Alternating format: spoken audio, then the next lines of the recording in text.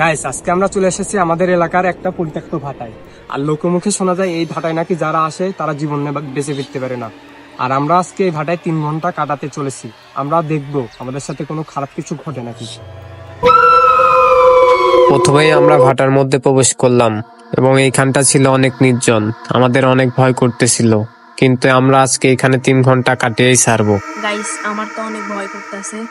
আর একটু সামনে এসে দেখি পরিত্যক্ত দেওয়ালে এ লেখা এবং তার পাশে ছিল আর একটা ইংরেজি বর্ণের কি যেন লেখা। আর এটা দেখে তো আমাদের 3জনের ভয় আরো দ্বিগুণ বেড়ে গেল। এবার সবাই মিলে সিদ্ধান্ত নিলাম ভাটার উপরে উঠবো এবং ভাটার উপর সাইডটা একটু ভালো করে ঘুরে দেখবো।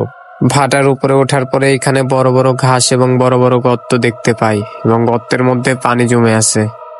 আমাদের সাথে যে ছোট ভাইটা ছিল ওর অনেক ভয় করতেছিল এবং ও বলতেছিল আমি বাসায় চলে যাব, কিন্তু আমি বলতেছিলাম 3 ঘন্টার আগে কোথাও যেতে পারবি না।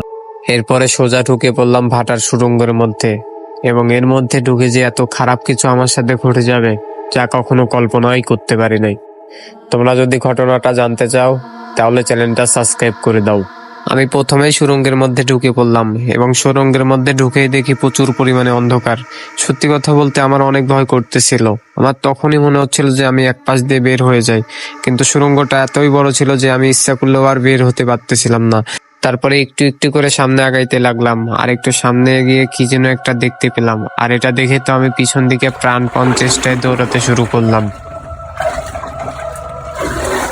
তারপর কিছুক্ষণ দৌড়ানোর পরে আমি সুড়ঙ্গ থেকে বের হয়ে যাই এবং সুড়ঙ্গ থেকে বের হয়ে হাঁপাতে লাগি, কারণ আমি ভিতর থেকে অনেক ভয় পেয়ে গেছিলাম।